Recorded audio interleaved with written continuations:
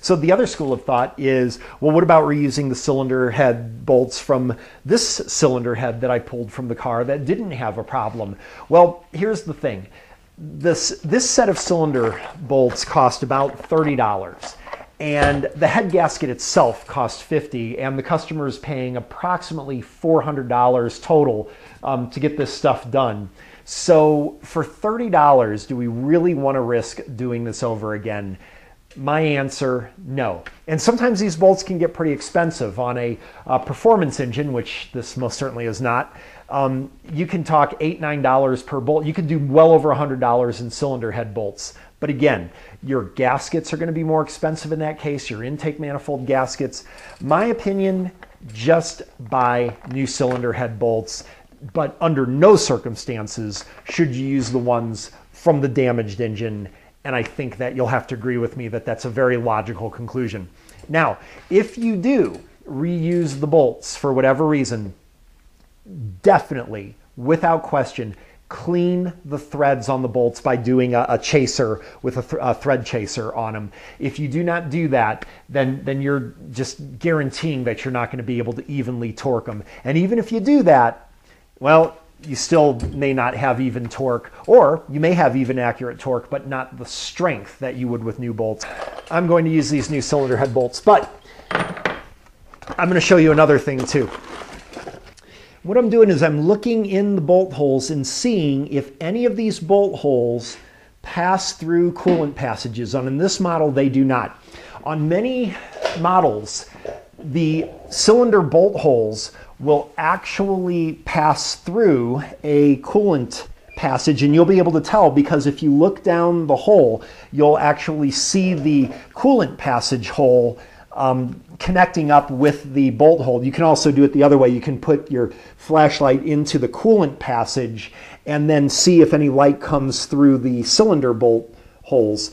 And on this model, that's not the case. But let me tell you something if it is the case. And what I wanted to point out was at this point, pretty much every bolt that goes into this engine is going to get some type of sealant or lubricant or something put on it. And what most manuals are going to say, particularly the Haynes manuals, they're going to tell you that if the bolts go through coolant passages, that you need sealant on them. And that is why I was checking that, because you do need sealant on those. This is Permatex number 2. I think it's a non-hardening sealant, and that's what I use. Here is my problem. Remember, we are doing everything possible to make sure that we get equivalent torque on all of our cylinder head bolts. This bolt has a bunch of sticky, goopy, thick sealant on it, whereas this bolt has a thin layer of oil on it. You tell me that those are going to torque identically.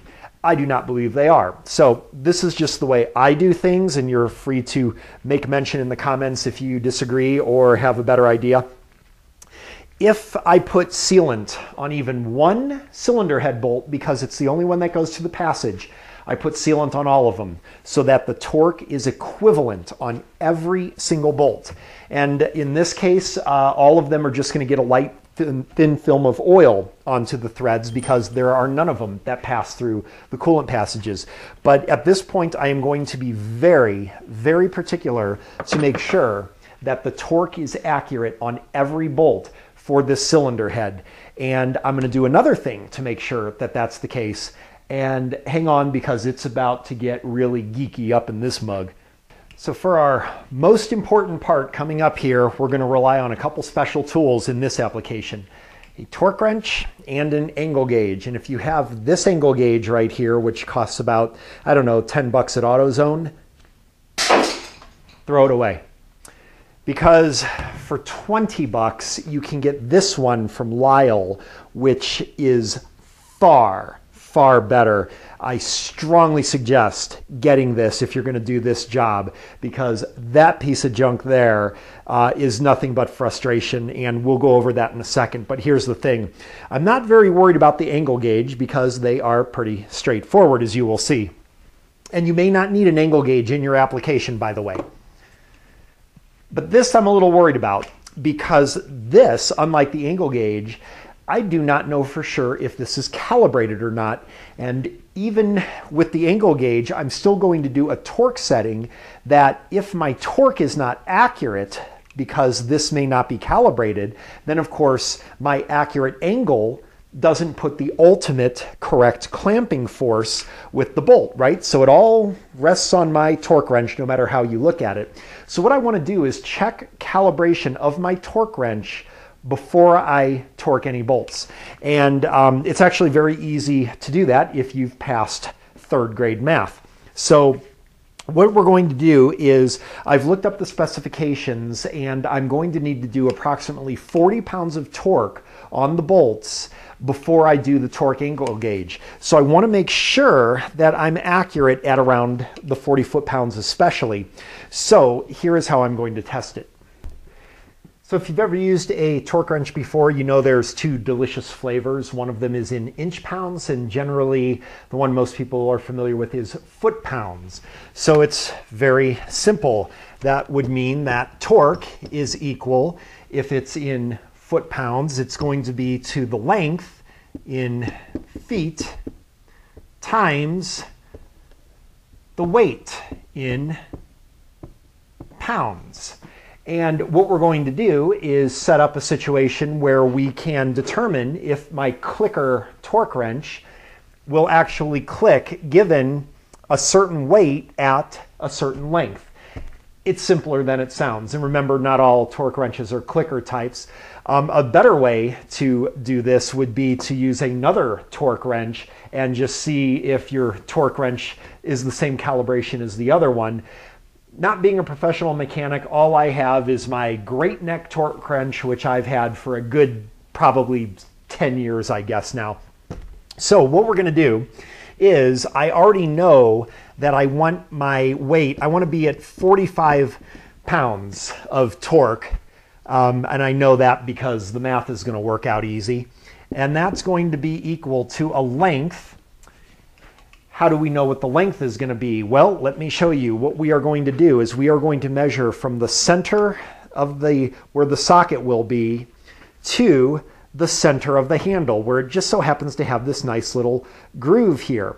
And that's because the center of the handle is going to match where the center of my hand grabs onto, where of course most of the weight would be going to the torque wrench. So let's go ahead and get that measurement. So from the center of the handle to the center of where the socket will go is 15.5 inches. So 15.5 inches, we will have to divide that by 12 to get feet. Divided by, it's going to be around 1 point something, 1.3. So we've got 1.3 feet times, and we don't know what the weight is going to be, so that's going to be X. So solving for X, we're going to get 45 divided by 1.3. 34.6 pounds. So we're going to do X equals 35 pounds. So what that means is if I put 35 pounds of weight on that line and set my torque wrench to 45 foot-pounds, it should click. And it should not click if there's much less weight than that. And obviously it would click if there was more weight than that, but what the idea is, we want to make sure that it doesn't click until we add just about 35 pounds. So what I've done is fixed my torque wrench onto a lug nut here, and I tried to get it, well, about as even as I can, about as level as I can. And I've got 35 pounds of weights here. And I'm going to go ahead and very gently place this onto my torque wrench and support it. And then I'm going to just let it go. Okay, and it did not click. But then what I'm going to do is take my pinky and just barely push, and it clicked. And I probably put no more than 2 or 3 pounds of pressure, probably not even close to that. So let's try that again. Let's unclick it and set it, and then just barely touching with my pinky. So that means my torque wrench is pretty accurate. I'm pretty comfortable going ahead and tightening these cylinder bolts now.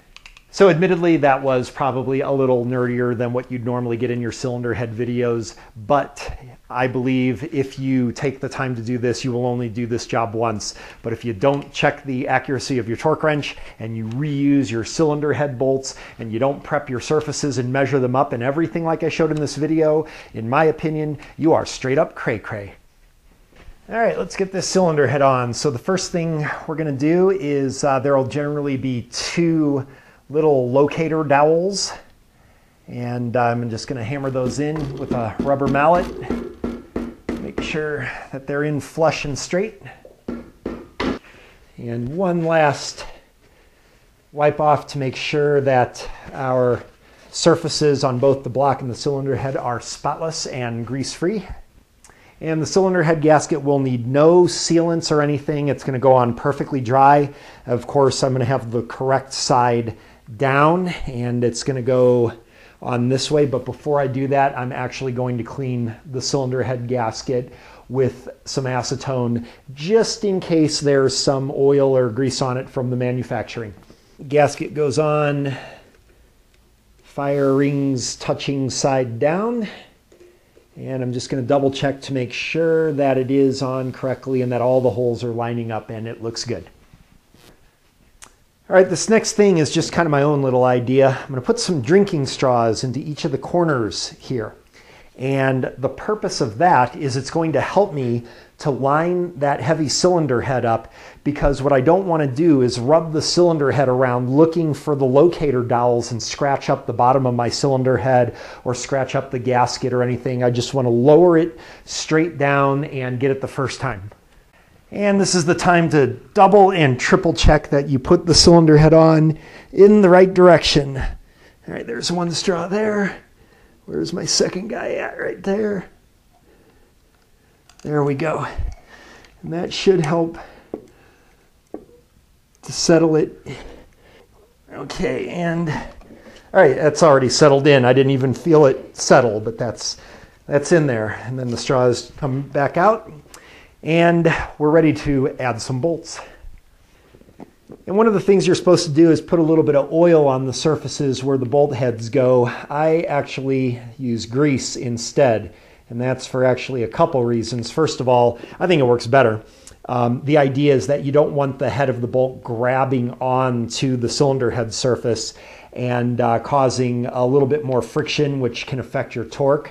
I think the grease does a little better job than the oil. But the second reason is, remember, we have not secured down this cylinder head. So I really don't want oil running down those bolt holes and possibly contaminating the head gasket because it's not clamped down yet.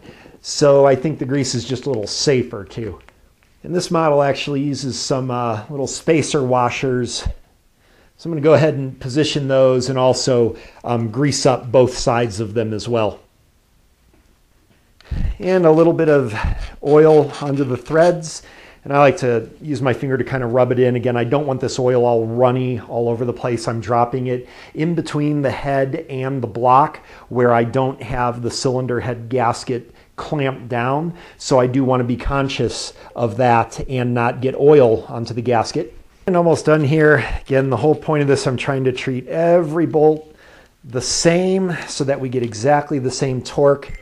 The worst thing that can possibly happen to you when you're in the middle of this procedure is you're almost done and you go to torque down one of the bolts and it grabs and it's different than all the other ones, and now you're concerned if you didn't torque that one the same as the other bolts, and you got to live with that because it's already too late. You've clamped down the head gasket. So we're trying to do everything possible to prevent that tragedy from happening. And now I'm just going to go ahead and just snug down just until they touch the top of the washers. Doesn't really matter which way or which sequence we do this yet because we're not torquing it down yet. I'm just getting them all down. So all of them are just flush with the surface now. And now it's time to do our torquing. Oh, sorry, that was twerking. Sorry, wrong thing. Sorry you had to see that. So you are going to need to get some specs for your particular model. And what I'm looking for is two things. First of all, the torque and also the torque sequence. There will be a torque sequence that you will have to follow.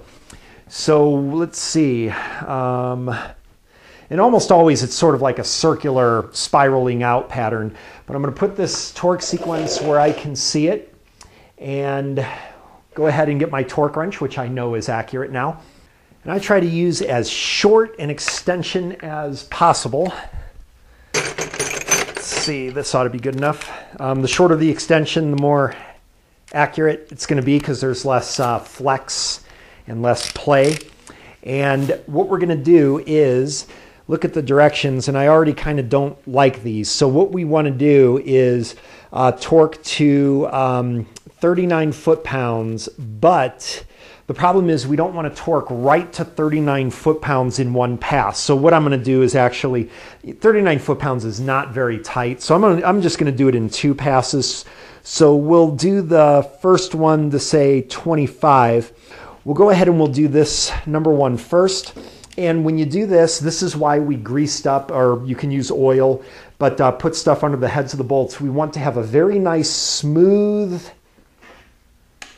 turn, and there's our click. Once it clicks, you're done. Number two is going to be this one, and it should feel about the same for each one. Nice and smooth. Notice there's no binding, no grabbing, and that's exactly what we want. Number three is going to be over here. That one's a little loose, and you'll often find that as you tighten these bolts, the other bolts become looser, and that's the reason for doing this in the sequence and doing this in multiple steps, because we're clamping down the cylinder head, and it's gonna, if you don't do this right, you can warp the cylinder head. So let's do this one. Again, you want one smooth, fluid motion. This actually takes a little practice. Oh, this one crisscrosses a little bit.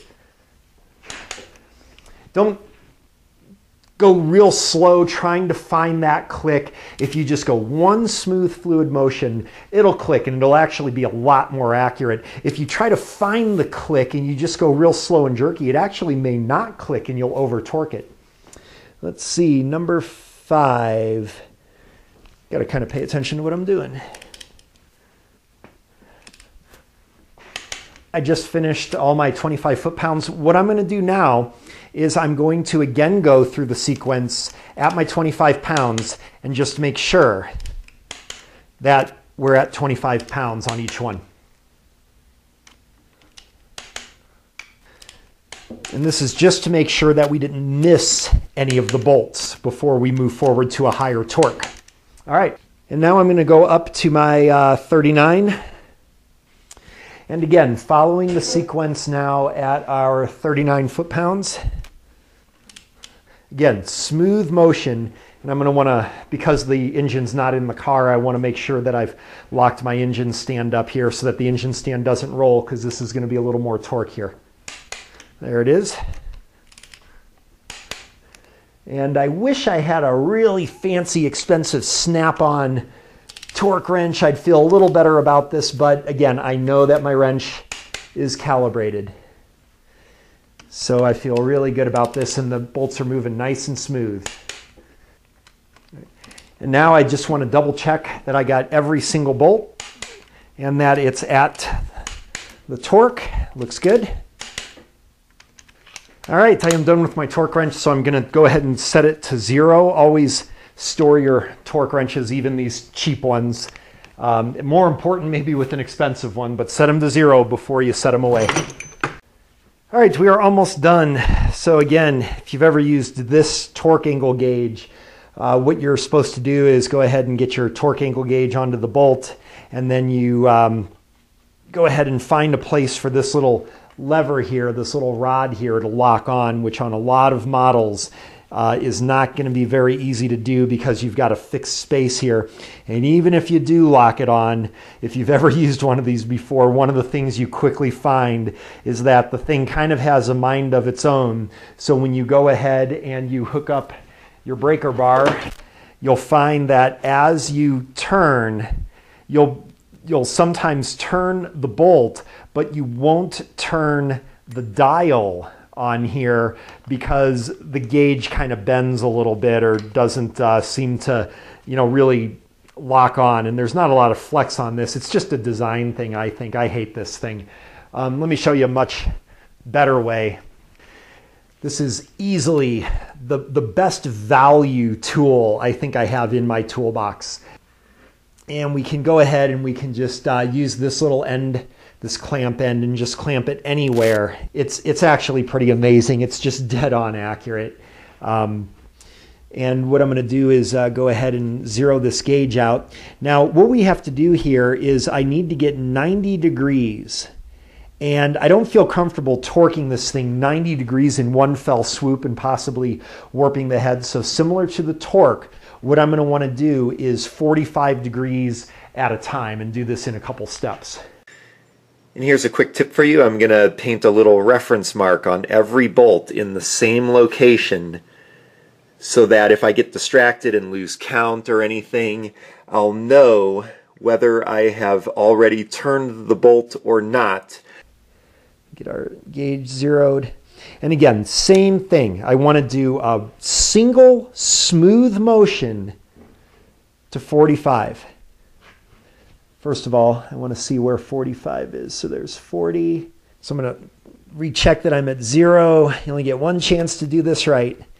And you also want to make sure that when you swing your ratchet, you're not going to be in the path of anything that's going to block it, but you want to do one smooth motion to your first stop, which is going to be 45 in this case. We'll move over to number 2. And again, same thing. I'm going to get on 0. And this isn't a huge amount of torque here on this cylinder head, so I'm not really too worried about it. If it was much more torque than this, I'd do it in 3 steps.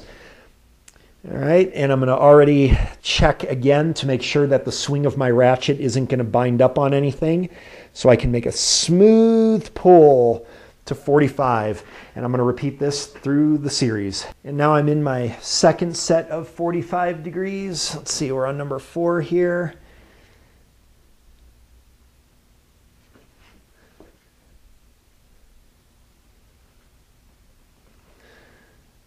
All right, on number 8 here out of 10. And I'll tell you, this is one time when you really want things to go smoothly without a hitch. But notice how the bolts are not making any crackety cranking sounds and squeaky sounds or anything like that. Number 9 is over here. Everything is just going real smooth and accurate. Every bolt is getting tightened exactly the same. If you hear any noises coming from the bolts or something, well, then you've generally got something to worry about. And one last one here. All right, that's it. Man, I gotta tell you, this thing is one of the just probably the best value in my whole garage. I cannot believe, I'm sure this thing was only like 30 bucks. And boy, things didn't used to nearly go that smooth for me when I used to use that previous angle gauge. So strongly recommend you get one of these. It's from Lyle. I don't exactly know the part number of it. It doesn't seem to say on it, but this is definitely something to get. All right, just one final thing. Even though that was a simple 90-degree turn with 45-degree turns, you don't want to do kind of the old school thing where you set your wrench up in a horizontal position and then just go 45 degrees, or even if it's here, then 90 degrees would be perfectly horizontal with your body. You really want to be accurate with this far more than just guessing. One thing that sometimes people will do is take a protractor maybe or something and draw paint lines and things. Just trust me, get this gauge and you will only do this cylinder head job one time.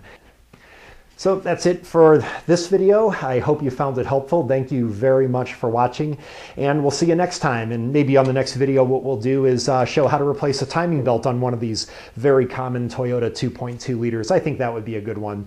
So thanks again for watching. I hope it was helpful.